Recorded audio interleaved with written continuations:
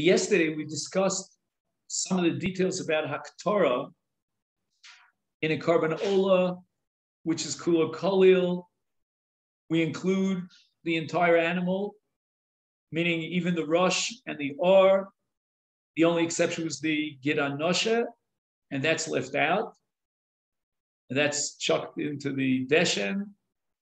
In other Kodshim, we mark to the Chelev, Hamachasas HaKerev, and we have the Shtei Kloyos and the Chelev, Hamachasas HaKirayim, and we have Yoseres HaKoveh. These are the basic emurim that have to be burnt.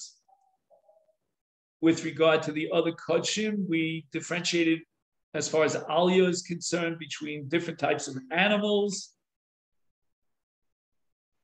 We spoke about certain parts of the animal which are not main crucial parts of the basar, like for example, seyar and gidin and karnayim and tlafayim, the hooves and the horns, and there it depends. In the case of an olah, if they are attached to any of the limbs of the animal, then we'll burn them. If they're detached, then we won't burn them. And we spoke about the Kohen who's standing on the kevesh, and he's holding on to the emurim. We had two opinions. One is that he can put them in a klishares and then put them on the H. The other is that he throws them directly even without a klishares. The Kohen who is Zorek es Haiburim from the Kevesh to the Rosh HaMizbeach. And then there's going to be another Kohen who picks up the Imurim on the Rosh HaMizbeach and he throws them onto the Maroch, onto the fire.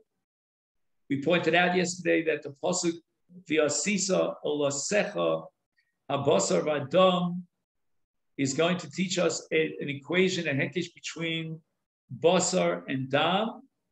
And just like dam requires zrika, so basar requires zrika. And we spoke about zrika al gabe avir karka. And we said the following, that just like zrika is me'al gabe avir karka, so too the basar in its zrika is me'al gabe avir hakarka. And if there's just a minimum amount of airspace between the kevesh and the mizbeach, that's enough to fulfill the zrika me'al gabe ha'avir hakarka. Then we had a machlokes with regard to carbon, the other carbonos beyond Ola, and we wanted to know whether or not there was a requirement of zrika in the Haktorah with regard to the emurim of other carbonos other than Ola. According to one opinion, the zrika requirement is limited to Ola because the Torah says v'asisa Ola secha basar v'adam, equating basar with dam, just like dam requires zrika, but that says Ola secha. And with regard to the emurim of other karbanos other than Ola, then he can take the emurim and just simply place them on top of the fire. He doesn't have to do an act of zrika. In any event, what happens in event that there are parts of the animal, evarim, that did not fall onto the eish? The Kohen is going to have to, by hand, pick them up, organize them, and place them onto the eish of the mizbeach. Now, what constitutes Haktorah? Does the meat and the limb of the animal have to be burnt on all sides? And some say that there's a mitzvah on the Kohen to turn over the evarim from one side to the other with a utensil called a tzinora, which is a metal utensil, to make sure that there'll be equal evarim, heitev. Others say that there's no mitzvah to turn over the evarim from one side to the other. If the Kohen so chooses to do so, then he's allowed to do so. Then we had a machlokes whether Haktorah requires yimin or Haktorah could be implemented even this small. At the end of the discussion yesterday, we opened up our question about basar kodshim.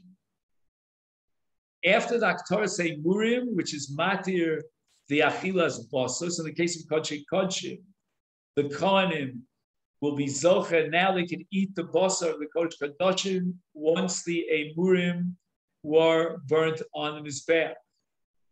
Then in the case of a korban shlomim, the kohen will eat chaz of the shok after the emurim were brought and burnt on the mizbeach. In event that the emurim became possible, or they got lost, and there's no way of being makter them, then the kohanim are allowed to eat the basar immediately. Meaning, we suspend and delay the eating of the basar on behalf of the kohanim until after the aktaras emurim was implemented. But that's only if there are emurim. If there are no emurim and there's no mitzvah to be fulfilled, the emurim got lost or they became disqualified, then the kohen could eat the basar immediately. He doesn't have to wait even a minute.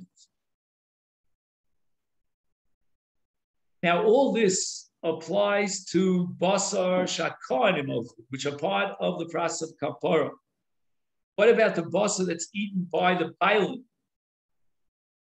And according to some Rishonim, the bailim don't have to wait until after the aktar seimurim. The aktar seimurim is part of the process of the kapara sakarban, but that has no connection to the achilas bailim. It's only connected to the achilas kohanim. Now, what about a kohen who's a Baal Mum? Is he allowed to eat basar of Kodesh Kadoshim? And the answer is yes. Any kohen is allowed to eat from the basar of Kodesh Kadoshim, obviously after the Aktar Seimurim. Right? Now, he says the following. Basar Kodesh Kadoshim nechal lekonim skar mafilu balei mumim, but basar Kodshim kalim chutz min amuram b'shlamim nechal lebailim v'ratzu abailim nosna lebishi yirtze. In the case of Kodshim kalim, he has to separate the chaz of the shok and earmark that for the kohen, but the balance of the basar, he himself, or if he chooses to give it to someone else, are allowed to eat the basar. Now, there's something called shalmei nidava, which means that a person volunteered to bring a korban shlomim. And in such a case, the obligation incumbent upon the misnadev, the one who volunteered to offer the shlomim, he has to separate a chaz of a shok of this shalmei nidava, give it to the kohen. And not only does he give it to the kohen, in this case, because we're talking about shlomim, and shlomim don't have that restriction that it's got to be eaten by kohanim. Therefore, the kohen share those muram, in other words, that chaz b'shok that was separated and earmarked for the kohen, but it's shalmei nidava, and they can share it together with their family, including their daughters. Now we know that Kodshim have to eat with Zichrei Kahuna, but now we're talking about Shalmei Nidava. And even though it's the same chaz of a shok that's given to the kohen in Kodshim, but nevertheless, since we're talking about Shalmei Nidava, Shlomim, therefore we don't have the limitation of Zichrei Kahuna, and the kohen could share it even with his daughters. That's good news for the daughters of Kohen. Now, in the case of a Nazir, we have a special category called El Nazir. And we have a similar category called Toda. And there, since we're talking about karbanos, which are very similar to Shlomim, they don't have to be earmarked for Zichrei Kahuna. The Kohanim can invite their wives, their daughters, and even avodim, even their slaves. They can invite them to eat the basar of El Nazir or Toda. And this is derived from a pasuk that says, Kol Trumas HaKodshim Asher Yorimu Bnei Yisrael Hashem Nasati Lecha Ulavanecha ulvanosecha itcha. And the pella is that this pasuk is obviously addressing the Kohen who are receiving the Trumas HaKodshim. How could they possibly share those Kodshim with their daughters or their wives when Kodshim have to be eaten l'zichrei kahuna? And the answer is that we're talking about shlom. Okay, now we get to Bechar.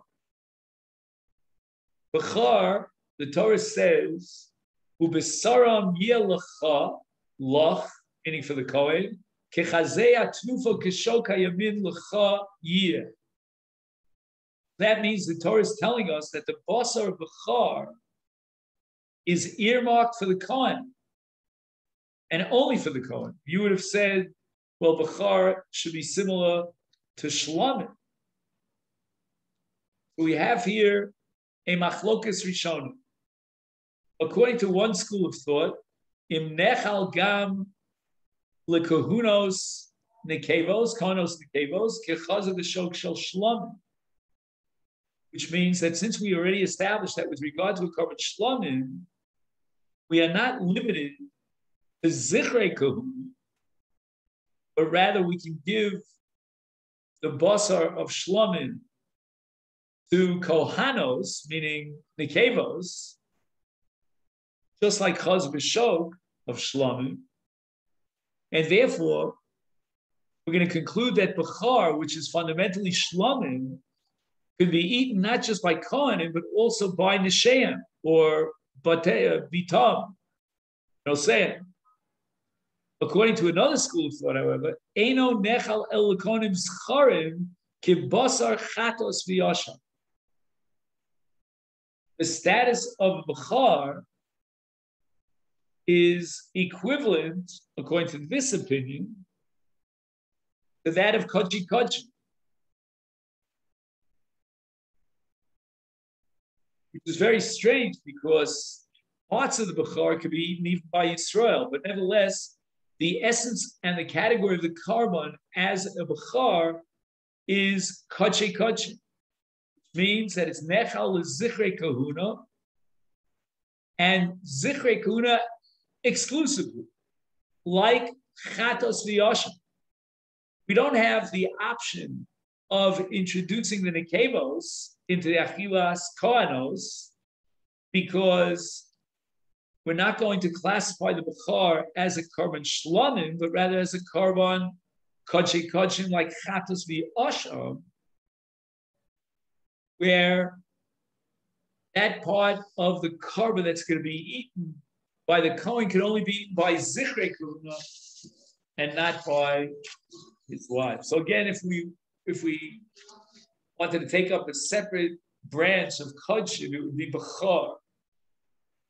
Actually, a Masechta in Shas called Masechta Bechoros. What is the status, what are the dinim in terms of a Bechar? And fundamentally, is a Bechar Shlamim or is it Kodshim, like Chatos V'Yasham? And that's where Bechar becomes very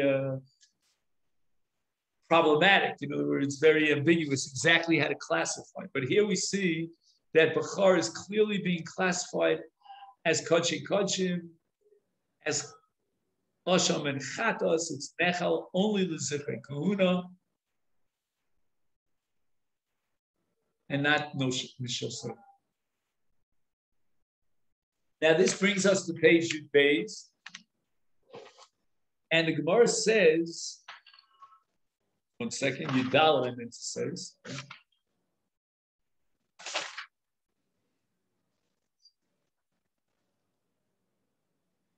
And now the question is about Korban Pesach. Korban Pesach is fundamentally a Shlamim, and the proof is in the pudding. It's not exclusively eaten by Kohanim.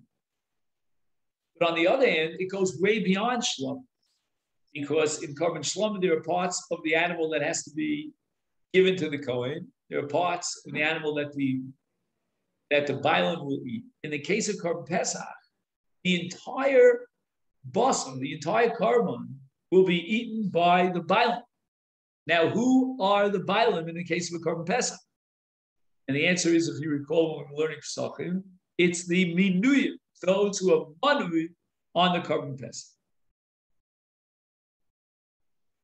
Now, the Mishnah says in Masechta Pesachim, Eino nechal el limnuya.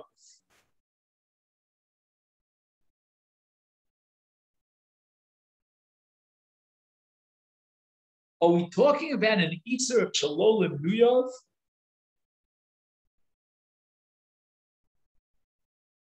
What does the Mishnah mean when it says Eino nechal el limnuyav? Is it saying that you cannot fulfill your mitzvah of Achilas HaPesach if you're not money?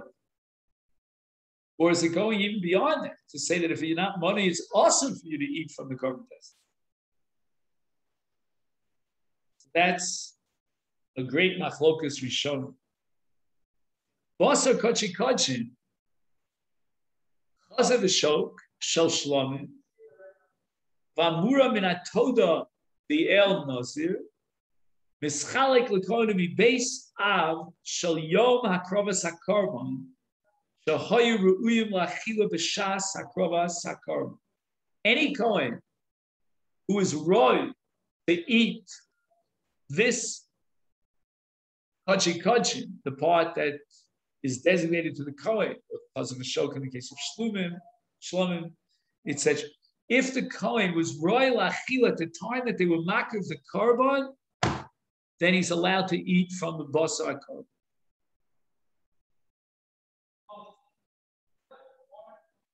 Now, which kohanim are going to eat from Kodshim and Chazak V'Shok Shel Shlomim? It's going to be the base of that day of Hakrovas HaKorban. If on that day a certain kohen was not royal achila, let's say he was tameh, then he is completely rejected, he's excluded from achila.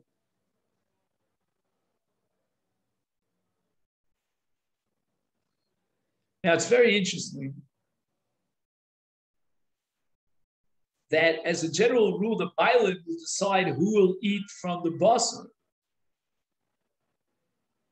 What happens in the case where the Kohen is the Bailim? He's bringing his own korban.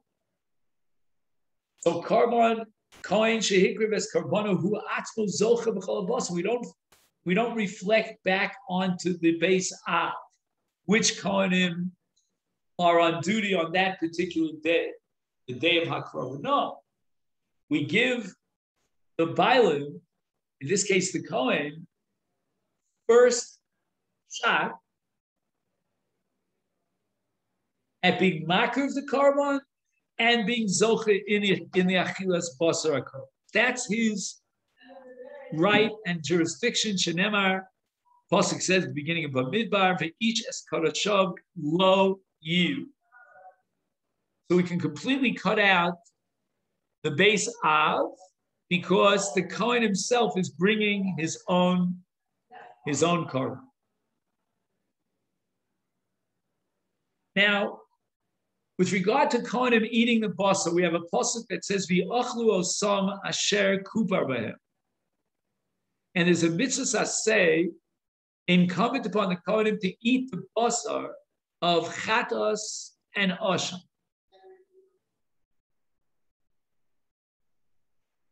And this is called, in the language of the Gemara Pesachim, Kohanim ochlim u'bailim miskap. The magic of achilas Kohanim, that it generates kapara for the bailim.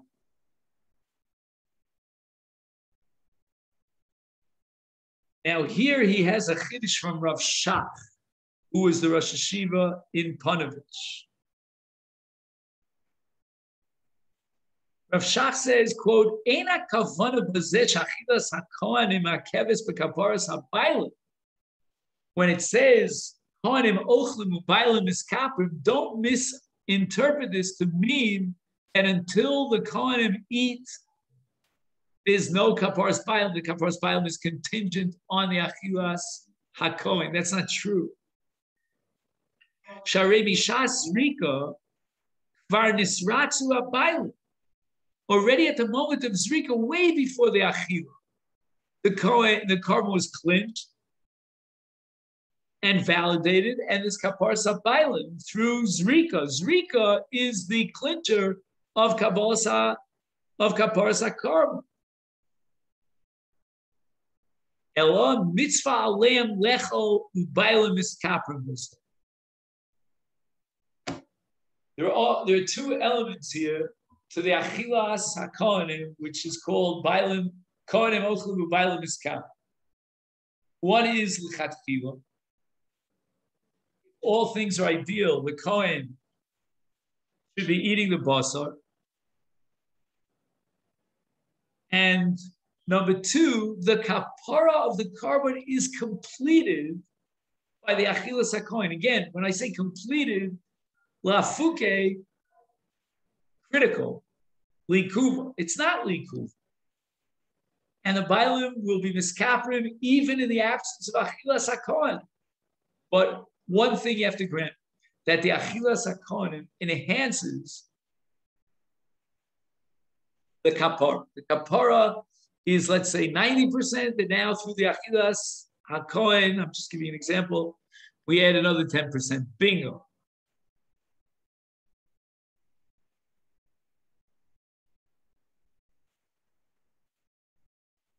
Is there a set of rules and regulations that govern the achilas kohen? For example, is there a minimum shear of basar that the kohanim have to eat? Or can we divide it up such that each kohen gets a very minuscule amount of basar? Mitzvahs hasei shel kohanim lechol es pesar hachatos be'asham shenemar bohem v'achlu osam asher kupar bohem. So that's the mitzvah hasei of achila that's incumbent upon the kohen.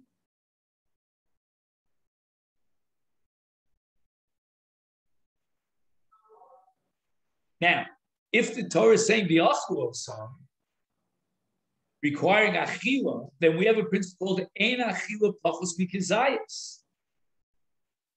The Torah doesn't recognize an achila that's less than a kizayis.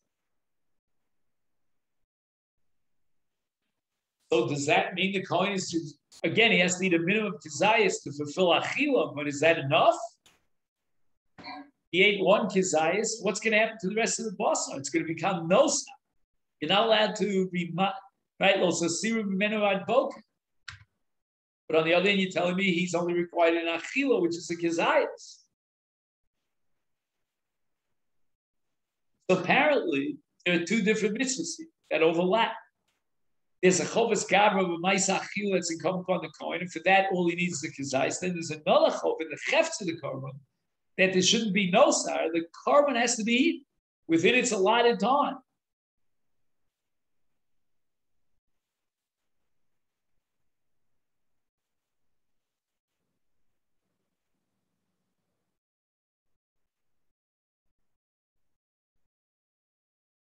So ein mitzvahs achilas hakohen b'kizayis, meaning bilvad, yishar mitzvahs achilas shel Torah, ela mitzvahs hakohen lechol es habasar, meaning the entire meat, b'chdei shelo yishar ben habasar, it should become nosa.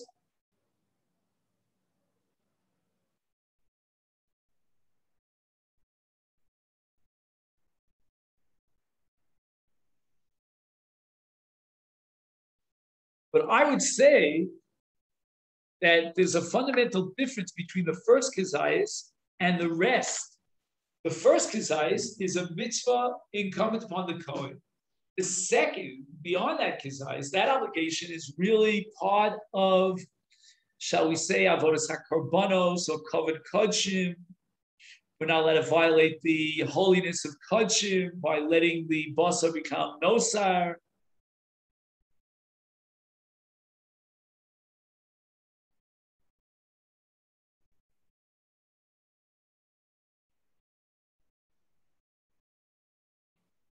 For example, just to illustrate my point, you might have a time limitation in the achilas habasar. For example, Rabbi Lozman Azariah Shita is that Eina Pesach Nechal Elo Ad Chatzos. So it's midnight, on Tezvav B'Nisan, and according to Rabbi Lozman Azariah, I have to have finished my Achilas Korban Pesach. Nowadays, the Afikomon to replace the Korban Pesach by Chatzos. What happens if I didn't eat the Pesach before Chatzos? Throw it out? The answer is it has to be eaten because the Torah says, Lo sosiru mimenu ad boker.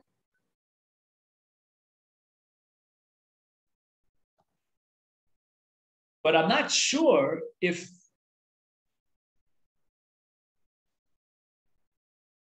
Kohen ate a kesayos. No, I mean to say something else. Forget about the Kohen. I brought a Korban Pesach.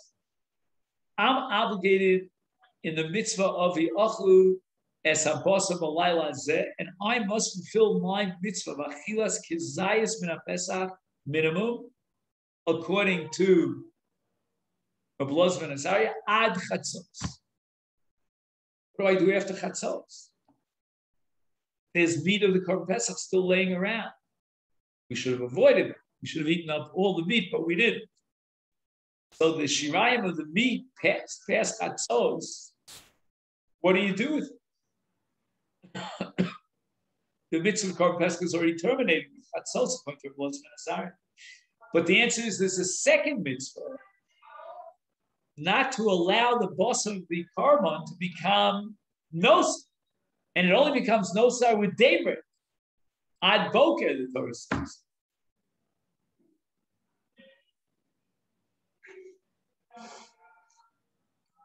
So you can have a mitzvah of achila in the heft of the carbon. It's not the chovas gavra that's incumbent upon the Kohen. He fulfilled his.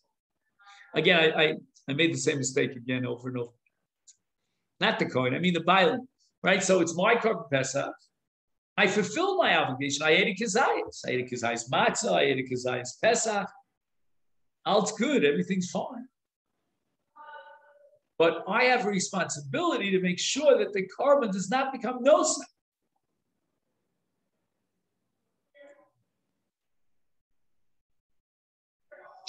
I would say that's not a chovas gavra, it's a chovas chefta. It's in the chefta of the basar to prevent it from becoming nosar. Yesh min harishon shekos shachilas kohanim gam hi teunas melach kikarbanos. This is absolutely wild. Who says so? Shitas hara'ah. Baron al-Levi, one of the Rishonim. Ella. You're telling me that you need salt? Again, maybe you like salty meat, but don't tell me you're required to put salt on your meat. The Torah says, Al kor korbanecha tochal pela, on the mizbeach, but not your own personal achilas.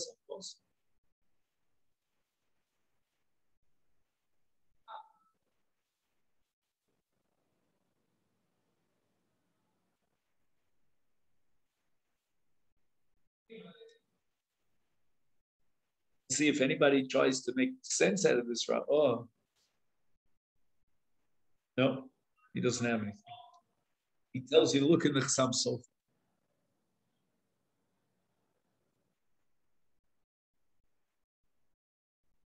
Now again, I'm not here to protect the integrity of the Ra'ah, but I would just say this, just so don't take me 100% to my word.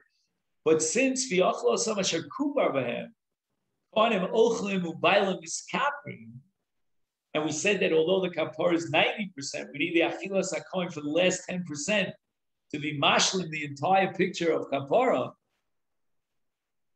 Therefore, the achilas kohanim is almost like the akrov al gabi mizbeach. I mean, it's part of the process of kapara. So the Ra'ah made a jump, and he said, if so, you need melach. Because just like in the Akrovas HaKorban itself, I need melach. So too, in the case of Achilas HaKohen, as a part of Hakrova, because it adds and enhances the kapara of the Kohen, That too requires milk.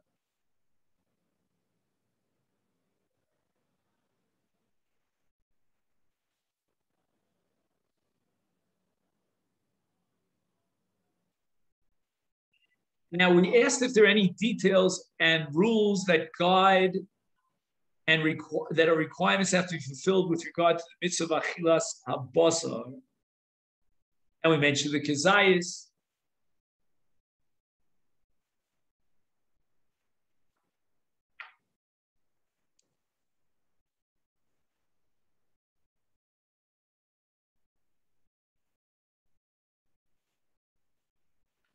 Mentioned melach, according to the Ra'ah. Now we want to mention a different enhancement of the achilas hakorban ayidei hakohanim, mitzvahs hakohanim lechlom b'derech gidula.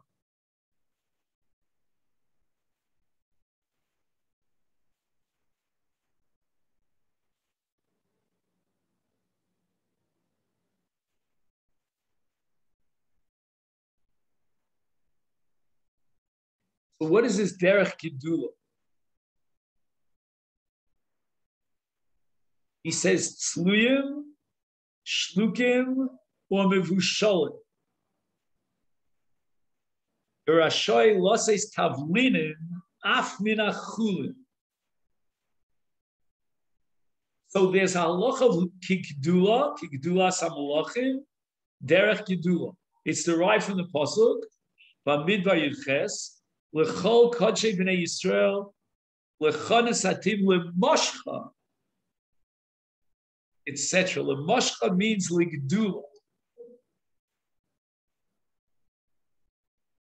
And I think I mentioned to you once that the Netziv holds there a special begadim that you wear for achilas a kohen. The kohen, again, I don't know who's going to pay for them, but the kohen have to buy special outfits when they eat the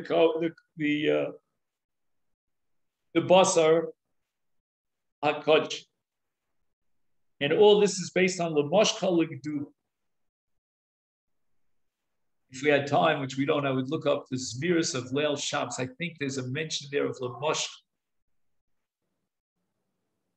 That we eat the Suda Shabbos Lamoshcha. Anybody remember offhand? You have a copy of the Zmiris of Shabbos? Anyway.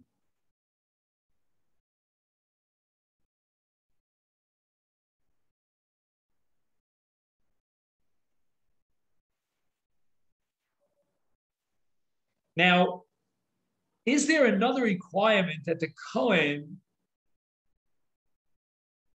should reach a state of severe of satiation when he eats the basar HaKodshim? Again, we said that a kezayis is sufficient, but we also said that he has to see to it that the entire basar is eaten. Is there another halacha of the achalta v'savat? Not enough. Again, if all things are equal, the evidence for sure, kezayis is enough. But within the context of l'moshcha l'gdula, should we require that l'chatchila the Kohen should eat enough basar that he feels satiated? And this is a discussion in the Rishonim.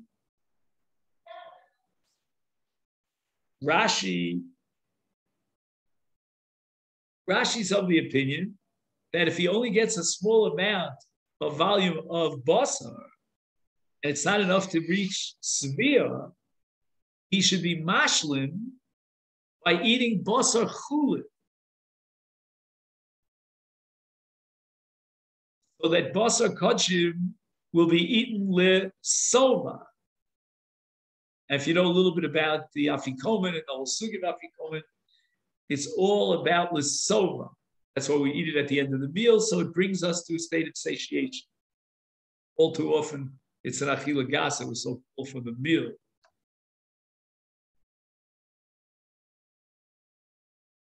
So he has now Reish Samach Gimel, Reish Samach Daled. And specifically in Reish Samach Gimel, he writes, Nechletu Rishonim im hakavona she'ochlim esachulin michutz la'azara. How could he add chulin to be mashlim as achilas kodshim if he is in the azara? Mishum she'asul lahachnis chulin la'azara. He's not allowed to bring the chulin into the azara. But Tosfos has a different sheet against Rashi. He holds, and this is a Gemara in Tamura, that you're allowed to bring chulin into the azara and eat them in the azara.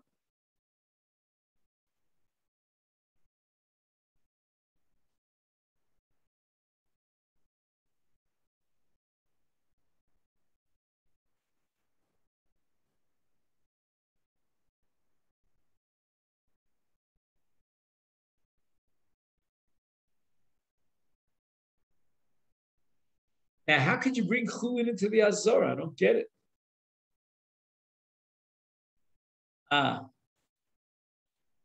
Maybe he's operating with a kind of a bittul. In other words, he's going to integrate the basar kodshim together with chulin and eat them together. But again, I don't know which is the rov, which is the muah. So I don't know if I can apply the principle of bittul.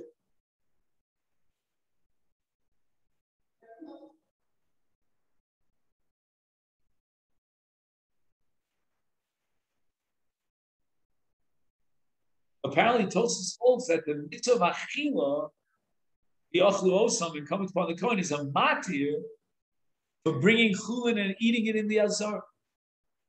Let's just see where we got up to here. We are up to achilas kodshe kodsh, which is here on the bottom right of page Yudal.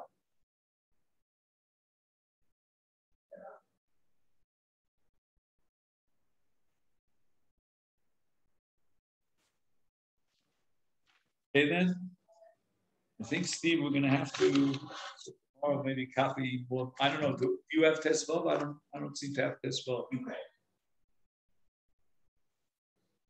Next one. All right. I have it out there. Okay.